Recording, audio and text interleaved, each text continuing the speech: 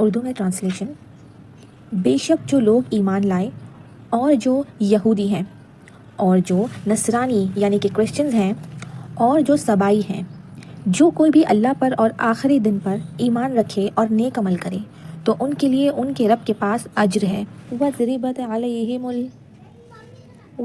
عَلَيْهِمُ الذِّلَّةُ وَالْمَسْكَنَةُ وَبَاءُوا بِغَضَبٍ مِّنَ اللَّهِ ذَلِكَ بِأَنَّهُمْ كَانُوا يَكْفُرُونَ بِآيَاتِ اللَّهِ وَيَقْتُلُونَ النَّبِيِّينَ بِغَيْرِ الْحَقِّ ذَلِكَ بِمَا عَصَوا وَكَانُوا يَعْتَدُونَ إِنَّ الَّذِينَ آمَنُوا وَالَّذِينَ هَادُوا وَالنَّصَارَى وَالسَّابِئِينَ مَنْ آمَنَ بِاللَّهِ وَالْيَوْمِ الْآخِرِ وَعَمِلَ صَالِحًا فَلَهُمْ أَجْرُهُمْ عِندَ رَبِّهِمْ وَلَا خَوْفٌ عَلَيْهِمْ وَلَا هُمْ يَحْزَنُونَ وَإِذْ أَخَذْنَا مِيثَاقَكُمْ وَرَفَعْنَا فَوْقَكُمُ الطُّورَ خُذُوا مَا آتَيْنَاكُمْ بِقُوَّةٍ وَاذْكُرُوا مَا فِيهِ لَعَلَّكُمْ تَتَّقُونَ ثُمَّ يَتَوَلَّيْتُمْ مِنْ بَعْدِ ذَلِكَ فَلَوْلَا فَضْلُ اللَّهِ عَلَيْكُمْ وَرَحْمَتُهُ لَكُنْتُمْ مِنَ الْخَاسِرِينَ وَلَقَدْ عَلِمْتُمُ الَّذِينَ اعْتَدَوْا مِنْكُمْ فِي السَّبْتِ فَقُلْنَا لَهُمْ كُونُوا قِرَدَةً خَاسِئِينَ فَجَعَلْنَاهَا نَكَالًا لِمَا بَيْنَ يَدَيْهَا وَمَا خَلْفَهَا وَمَوْعِظَةً لِلْمُتَّقِينَ وَإِذْ قَالَ مُوسَى لِقَوْمِهِ إِنَّ اللَّهَ يَأْمُرُكُمْ أَن تَذْبَحُوا بَقَرَةً قَالُوا أَتَتَّخِذُونَا هُزُوًا قَالَ أَعُوذُ بِاللَّهِ أَنْ أَكُونَ مِنَ الْجَاهِلِينَ قَالُوا ادْعُ لَنَا رَبَّكَ يُبَيِّن لَنَا مَا هِيَ قَالَ إِنَّهُ يَقُولُ إِنَّهَا بَقَرَةٌ لَا فَارِضٌ وَلَا بِكْرٌ عَوَانٌ بَيْنَ ذَلِكَ فَافْعَلُوا مَا تُؤْمَرُونَ. They were covered with humiliation and misery. They drew on themselves the wrath of Allah. This because they went on rejecting the signs of Allah and slaying His messengers without just cause. This because they rebelled and went on transgressing. Those who believe in the Quran and those who follow the Jewish scriptures and the Christians and the Sabians and who believe in Allah and the last day and work righteousness shall have their reward. With their Lord on them shall be no fear nor shall they grieve. And remember, we took your covenant and we raised above you the towering heights of Mountain Sinai, saying, hold firmly to what we have given you and bring ever to remembrance what is therein. Perchance ye may fear Allah, but ye turned back thereafter. Had it not been for the grace and mercy of Allah to you, ye had surely been among the lost. And well, ye knew those amongst you who transgressed in the matter of the Sabbath. We said to them, be ye apes, despised and rejected. So we made it an example to their own time and to their posterity, and a lesson to those who fear Allah. And remember, Moses said to his people, Allah commands that ye sacrifice a heifer. They said, makest thou a laughing stock of us? He said, Allah save me from being an ignorant fool. They said, beseech on your behalf thy Lord to make plain to us what heifer it is. He says the heifer should be neither too old nor too young, but of middling age. Now do what ye are commanded. Urdu میں translation: بے شک جو لوگ ایمان لائے اور جو یہودی ہیں اور جو نصرانی یعنی کہ کرسچنز ہیں اور جو سبائی ہیں، جو کوئی بھی اللہ پر اور آخری دن پر ایمان رکھے اور نیک عمل کرے تو ان کے لیے ان کے رب کے پاس اجر ہے، نہ ان پر کوئی خوف ہوگا اور نہ ہی وہ غمگین ہوں گے۔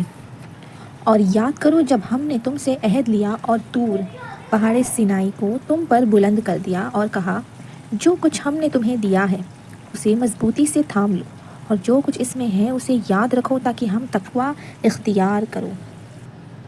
پھر اس کے بعد بھی تم پھر گئے۔ اگر اللہ کا فضل اور اس کی رحمت تم پر نہ ہوتی تو تم یقیناً نقصان اٹھانے والوں میں سے ہوتے۔ اور تمہیں اچھی طرح معلوم ہے تم میں سے وہ لوگ جنہوں نے سبت ہفتے کے دن کے معاملے میں حد سے تجاوز کیا تو ہم نے ان سے کہا ذلیل بندر بن جاؤ۔ پھر ہم نے اس واقعے کو ان کے لیے جو اس وقت موجود تھے اور ان کے بعد آنے والوں کے لیے اور متقیوں کے لیے نصیحت بنا دیا۔ اور یاد کرو جب موسیٰ علیہ السلام نے اپنی قوم سے کہا، اللہ ہمیں حکم دیتا ہے کہ تم ایک گائے ذبح کرو۔ انہوں نے کہا کیا تم ہم سے مذاق کرتے ہو؟ انہوں نے کہا میں اللہ کی پناہ چاہتا ہوں کہ میں جاہلوں میں سے ہو جاؤں۔ انہوں نے کہا اپنے رب سے دعا کرو کہ وہ ہم پر واضح کر دے کہ وہ گائے کیسی ہو۔ موسیٰ نے کہا اللہ فرماتا ہے کہ وہ گائے نہ بہت بوڑھی ہو اور نہ بہت چھوٹی، بلکہ درمیانی عمر کی ہو۔ اب جو تمہیں حکم دیا گیا ہے اسے پورا کرو۔ انہوں نے کہا اپنے رب سے دعا کرو کہ وہ ہم پر اس کا رنگ واضح کر دے۔ تو موسیٰ نے کہا اللہ فرماتا ہے کہ وہ پیلے رنگ کی گائے ہو جو چمکدار ہو اور دیکھنے والوں کو خوش کرنے والی ہو۔ انہوں نے کہا اپنے رب سے دعا کرو کہ وہ ہم پر یہ بھی واضح کر دے کہ وہ گائے کیسی ہو، کیونکہ ہم پر گائے مشکل میں ڈال رہی ہے اور اگر اللہ نے چاہا تو ہم ضرور ہدایت پا لیں گے۔ یہاں سے قرآن ہمیں صرف ایک قوم کی کہانی نہیں بلکہ پوری انسانیت کے لیے ایک کھلا سبق دیتا ہے۔ بنی اسرائیل کو اللہ نے وعدہ کی ہوئی زمین عطا کی، لیکن اس کے باوجود وہ نافرمانی اور بغاوت سے باز نہ آئے۔ نتیجہ یہ نکلا کہ ان کی زندگی میں ذلت اور بدحالی آ گئی، جو دھیرے دھیرے ایک قومی مصیبت بن گئی۔ کبھی وہ اسیریا کے قیدی بنے گئے تو کبھی فارسی حکمرانوں کے زیر اثر رہے، پھر یونانی، رومی اور عرب دوروں سے گزرے۔ اس طرح وہ دنیا بھر میں منتشر ہو گئے۔ قرآن یہاں ہمیں صرف ایک قوم کی کہانی نہیں بتاتا بلکہ ہمیں سوچنے کا موقع دیتا ہے کہ بنی اسرائیل کو اللہ نے وعدہ کی ہوئی زمین دی، لیکن پھر بھی وہ بار بار ناشکری اور نافرمانی کرتے رہے۔ اس کی وجہ سے ان کی زندگی میں مشکلیں اور ذلت آ گئی۔ کبھی وہ قیدی بنائے گئے تو کبھی مختلف حکمرانوں کے زیر نظر رہے اور دھیرے دھیرے وہ دنیا کے مستقل حصوں میں پھیل گئے۔ اس سب کا سبب یہ تھا کہ انہوں نے اللہ کے احکام کو ہلکا لیا اور پیغمبروں کی بات نہیں مانی۔ یہ بات صرف بنی اسرائیل تک محدود نہیں ہے۔ قرآن ہمیں یہ سمجھاتا ہے کہ جب کوئی بھی قوم ضد اور گھمنڈ میں آ جائے اور دنیا کی چیزوں کو اللہ کے حکم پر ترجیح دے تو اس کا انجام اچھا نہیں ہوتا ہے۔ اس سلسلے میں قرآن صبیوں کا بھی ذکر کرتا ہے۔ یہ لوگ آج بھی عراق کے قریب رہتے ہیں۔ یہ سفید کپڑے پہنتے ہیں اور پانی میں غسل کو عبادت کا حصہ سمجھتے ہیں۔ قرآن یہ واضح کرتا ہے کہ صرف نام یا پہچان کافی نہیں ہوتی، اصل چیز ہوتی ہے ایمان اور عمل۔ یہ آیتیں ہمیں یاد دلاتی ہے کہ اللہ کے قریب ہونے کے لیے سچائی، فرما برداری اور شکر ضروری ہے۔ اسلام کسی ایک قوم کے لیے خاص دین نہیں ہے۔ یہ بات قرآن میں بار بار سمجھائی گئی ہے کہ اسلام کسی گروپ کو اسپیشل یا ایکسکلوزیو نہیں بناتا۔ یہود اور نصرانی اپنی ابتدا میں ایک ہی اصل دین سے جڑے ہوئے تھے، لیکن وقت کے ساتھ ان کے عقیدے بدلتے چلے گئے۔ آج کے کرسچن چرچز بھی چاہے جانے یا انجانے میں کچھ ایسے تصور اپنا چکے ہیں جو اسلام کی اصل تعلیم سے مختلف ہیں۔ اسلام کا نظریہ بالکل الگ ہے۔ اسلام حضرت محمد صلی اللہ علیہ وسلم کے آنے سے پہلے بھی موجود تھا۔ قرآن حضرت ابراہیم علیہ السلام کو بھی مسلم کہتا ہے، کیونکہ مسلم کا مطلب ہے اللہ کے حکم کے آگے سر جھکا دینا۔ اسلام کی تعلیم ہر دور اور ہر انسان کے لیے ہے۔ اب ماؤنٹ سینائی کا ذکر آتا ہے۔ یہ پہاڑ عربین ڈیزرٹ میں واقع ہے، جہاں حضرت موسیٰ علیہ السلام کو اللہ کی طرف سے 10 احکام اور قانون دیے گئے۔ بنی اسرائیل نے اس پہاڑ کے نیچے کیمپ لگایا اور اللہ سے عہد لیا کہ وہ اس کے حکموں پر عمل کریں گے۔ یہ واقعہ بجلی گرج اور خوفناک منظر کے ساتھ ہوا، جو اللہ کی عظمت کو ظاہر کرتا ہے۔ پھر سبت کے قانون کا ذکر ہوتا ہے۔ اس قانون کے مطابق سبت کے دن کام کرنا سختی سے منع تھا۔ جو اس قانون کو توڑتا اسے سخت سزا دی جاتی تھی۔ روایت بتاتی ہے کہ ایک سمندری شہر کے لوگ بار بار سبت توڑتے رہے اور اس نافرمانی کی وجہ سے ان پر اللہ کا عذاب آیا۔ یہ سب واقعات ہمیں یہ سکھاتے ہیں کہ دین صرف دعویٰ نہیں بلکہ اللہ کے حکموں پر چلنے کا نام ہے۔ تو سورہ بقرہ کی آیت نمبر 62 سے لے کے 68 تک کا ہم نے اردو ٹرانسلیشن، انگلش ٹرانسلیشن اور تھوڑی تفسیر دیکھی۔ اب یہ شارٹ سمری میں یہ ہے کہ آیت 62 یہ آیت یہود، نصارہ اور سابئین کے حوالے سے نازل ہوئی۔ 63 یہ آیت بنی اسرائیل پر نازل ہوئی جب اللہ نے طور پہاڑ کے نیچے ان سے تورات پر عمل کا سخت عہد لیا۔ 64 یہ آیت بنی اسرائیل کے لیے نازل ہوئی جب انہوں نے عہد کے بعد بھی نافرمانی اور پیٹھ پھیر لی اور اللہ نے اپنی رحمت کا ذکر فرمایا۔ نمبر 65 یہ آیت ان لوگوں پر نازل ہوئی جو سبت توڑتے تھے اور اللہ کے حکم سے ذلت کے طور پر بندر بنا دیے گئے۔ 66 یہ آیت اس سزا کو عبرت بنانے کے لیے نازل ہوئی تاکہ اس دور اور آنے والی نسل سمجھ لے کہ اللہ کا احکام سے کھیلنا تباہی ہوتا ہے۔ 67 یہ آیت بنی اسرائیل پر نازل ہوئی جب اللہ نے گائے ذبح کرنے کا حکم دیا اور انہوں نے مذاق اور تال متول شروع کی۔